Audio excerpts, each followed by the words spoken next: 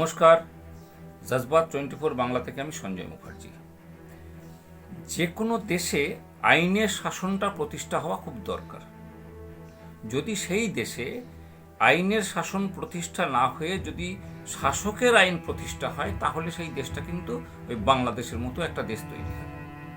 এটা সারা পৃথিবীর ক্ষেত্রে প্রযোজ্য, যে কোনো দেশের ক্ষেত্রে প্রযোজ্য। এই কথাগুলো কেন বলছি? গতকাল রাজশাহী বিশ্ববিদ্যালয়ের একটা অনুষ্ঠানে বাংলাদেশের প্রধান বিচারপতি সৈয়দ রেফাত আহমেদ, তিনি কিন্তু সেখানকার যারা লয়ার তাদের কিন্তু আবার বলেছেন যে আপনাদের কিন্তু একটা বড় সমাজের প্রতি দায়িত্ব আছে, আপনারা রাজধর্ম পালন করুন।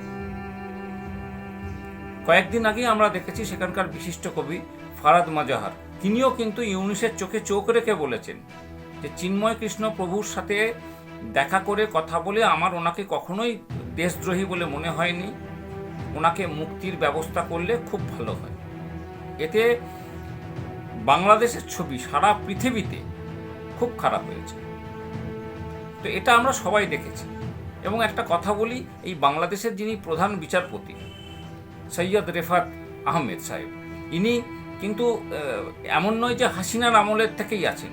ইনি আগস্ট মাসে দায়িত্বভার নিয়েছেন এবং ইউনুস আসার ঠিক পরে পরে উনি দায়িত্বভার গ্রহণ করেছেন। উনি এইটা কেন বলছেন?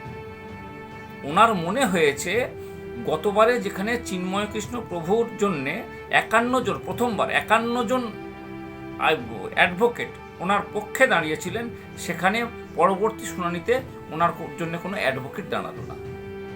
প্রায় বিনা বিচারে ওনাকে আরও 1 মাস জেলে থাকতে হলো। এটা কিন্তু উনি ভালো চোখে নেননি।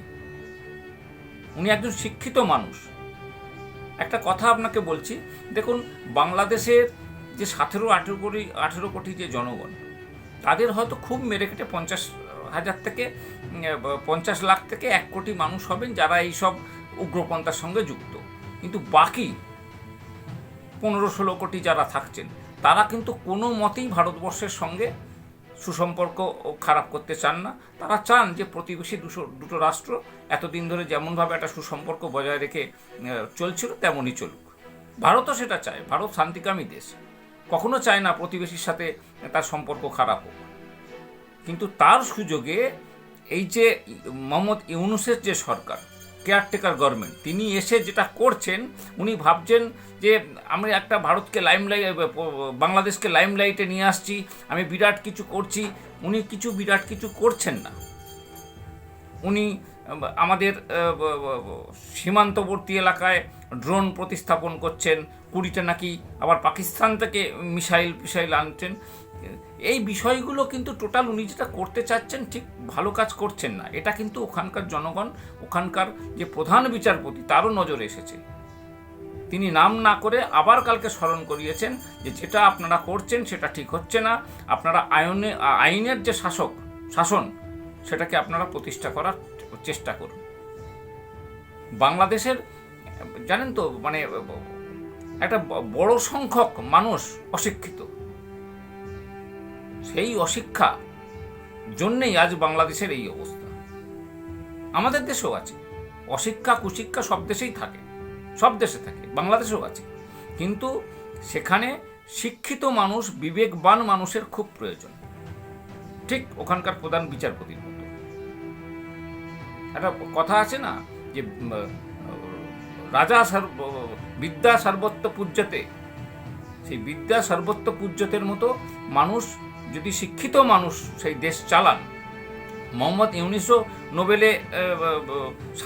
নোবেল পুরস্কার পেয়েছেন শান্তির জন্যে, কিন্তু উনি শিক্ষিত কতটা, উনি পুঁথিগত শিক্ষা পেয়েছেন কিনা, ওনার ওই ধান্দাবাজির করার জন্য শিক্ষিত হয়েছেন কিনা, সেটা কিন্তু একটা বিষয়, জানার বিষয়। বাংলাদেশের মানুষের উচিত সেটা জানা যে আমরা কার পেছনে দাঁড়িয়ে আছি। শুভবুদ্ধি সম্পন্ন মানুষ, আমরা এর আগেও বলেছি, বাংলাদেশে প্রচুর শুভবুদ্ধি সম্পন্ন মানুষ আছেন যারা চান না কোনো মতেই ভারতের সাথে তাদের সম্পর্ক খারাপ হোক। আবার বলছি, আপনারা একটু ভালো করে চিন্তা করবেন, বিবেচনা করবেন। নমস্কার, ভালো থাকবেন।